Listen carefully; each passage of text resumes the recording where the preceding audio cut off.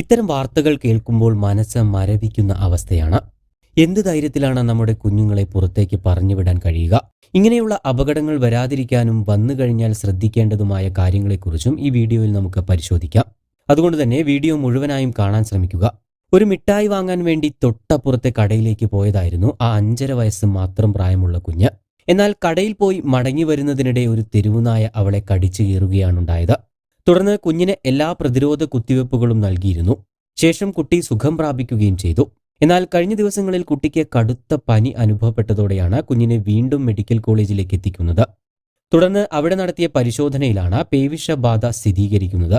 പ്രതിരോധ വാക്സിൻ എടുത്തിട്ടും ആ കുഞ്ഞിന്റെ ജീവൻ നഷ്ടമായത് എങ്ങനെയാണ് എന്നതിനെക്കുറിച്ച് ഡോക്ടർമാർ വിശദീകരിക്കുന്നുണ്ട്.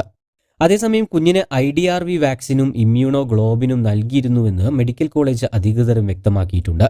വാക്സിൻ എടുത്തിട്ടും പേവിഷബാധയേറ്റ് കുഞ്ഞ് മരണപ്പെട്ടുവെന്നാണ് എല്ലായിടത്തും വാർത്തകൾ വരുന്നത്. ഇത് വാക്സിൻ എടുത്താലും പേവിഷബാധ ഉണ്ടാകുമെന്ന തെറ്റായ ധാരണ ജനങ്ങളിൽ ഉണ്ടാകാൻ ഇടവരുത്തുന്നതാണ്. ഈ കുട്ടിയുടെ വിഷയത്തിൽ വില്ലനായത് കുഞ്ഞിന്റെ തലക്കേറ്റ ഗുരുതരമായ കടിയാണ് എന്നാണ് ഡോക്ടർമാർ പറയുന്നത്. കാരണം നാഡികൾ കൂടുതലുള്ള തല, മൂക്ക്, ചെവി, ചുണ്ട്, മുഖം, കഴുത്ത്, വിരൽത്തുമ്പുകൾ എന്നീ ഭാഗങ്ങളിൽ കടിയേറ്റാൽ അത് അപകടത്തിന്റെ തീവ്രത വർദ്ധിപ്പിക്കുന്നതാണ്. കാലിലോ അല്ലെങ്കിൽ ശരീരത്തിന്റെ താഴെ ഭാഗങ്ങളിലോ ആണ് കടിയേൽക്കുന്നതെങ്കിൽ ദൂരെ കൂടുതൽ മൂലം വൈറസ് തലച്ചോറിലെത്താൻ ഏറെ സമയമെടുക്കുന്നു. അത് ചിലപ്പോൾ 1 മാസം വരെ ആയേക്കാം.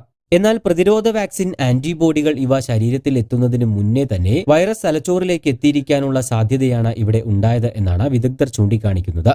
കാരണം വാക്സിൻ എടുത്താൽ പോലും ആന്റിബോഡികൾ ഉണ്ടാകാൻ സമയമെടുക്കുന്നു. അതുകൊണ്ടാണ് മുറിവിന് ചുറ്റുമായി ഇമ്മ്യൂണോ ഗ്ലോബിനിൻ കുത്തിവെക്കുന്നത്. അതുപോലെ തന്നെ കടിയേറ്റ് കഴിഞ്ഞാൽ എത്രയും പെട്ടെന്ന് പോയി കുത്തിവെപ്പ് എടുക്കുക എന്നതല്ല ആദ്യം ചെയ്യേണ്ടത് എന്നും വിദഗ്ധർ പറയുന്നുണ്ട്. കടിയേറ്റ ഭാഗം മുഴുവനായി ഏറെ സമയം സോപ്പ് വെള്ളം ഉപയോഗിച്ച് കഴുകി വൃത്തിയാക്കേണ്ടത് അത്യാവശ്യമാണെന്നും പറയുന്നു. ചുരുങ്ങിയത് ഒരു 15 മിനിറ്റെങ്കിലും ഇത്തരത്തിൽ ചെയ്യണം. മുറിവുകളിലുള്ള വൈറസ് പരമാവധി ഒഴിവാക്കാൻ ഇത് ഉപകരിക്കുന്നു. കൂടാതെ വിഷബാധയ്ക്കുള്ള സാധ്യത അതോടെ നന്നേ കുറയുകയും ചെയ്യുന്നു. ഇതിനുശേഷം എത്രയും പെട്ടെന്ന് കുത്തിവെപ്പ് എടുക്കുകയാണ് ചെയ്യേണ്ടത്. ഇനി പട്ടി കടിക്കാതിരിക്കാൻ എന്ത് ചെയ്യണമെന്നും വിദഗ്ധർ പറയുന്നുണ്ട്. കുട്ടികളെയാണെങ്കിൽ പരമാവധി ഒറ്റയ്ക്ക് പുറത്തേക്ക് വിടാതിരിക്കാനായി ശ്രമിക്കുക. കാരണം മുതിർന്നവരെ അപേക്ഷിച്ച് കുട്ടികൾക്ക് ശരീരത്തിന് മുകളിൽ കടിയേൽക്കാനുള്ള സാധ്യത വളരെ കൂടുതലാണ്. അതുപോലെ തന്നെ പേപ്പട്ടി ഓടിവരുന്നത് കണ്ടാൽ രക്ഷപ്പെടാനായി സുരക്ഷിതമായ ഒരു ഇടത്തേക്ക് മാറി നിൽക്കാനായി ശ്രദ്ധിക്കുക. കൂടാതെ ഓടുന്നതിനിടയിൽ വീഴുകയും പട്ടി കടിക്കുമെന്ന് ഉറപ്പാകുകയും ചെയ്യുന്ന സാഹചര്യങ്ങളിൽ മുഷ്ടികൾ ചുരുട്ടി ഇരു ചെവികളും പൊത്തിപ്പിടിച്ച് തലഭാഗത്തും വിരലുകൾക്കും അറ്റത്തും കടിയേൽക്കാത്ത വിധത്തിൽ പോലെ ചുരുണ്ട് കിടക്കണമെന്നും വിദഗ്ധർ പറയുന്നുണ്ട്. വിരൽത്തുമ്പിലും ചെവിയിലും മുഖത്തും മറ്റും കടിയേൽക്കാതെ രക്ഷപ്പെടാനാണിത്. കൂടുതൽ വാർത്തകൾക്കും വിശേഷങ്ങൾക്കുമായി ചാനൽ സബ്സ്ക്രൈബ് ചെയ്യാൻ മറക്കരുത്.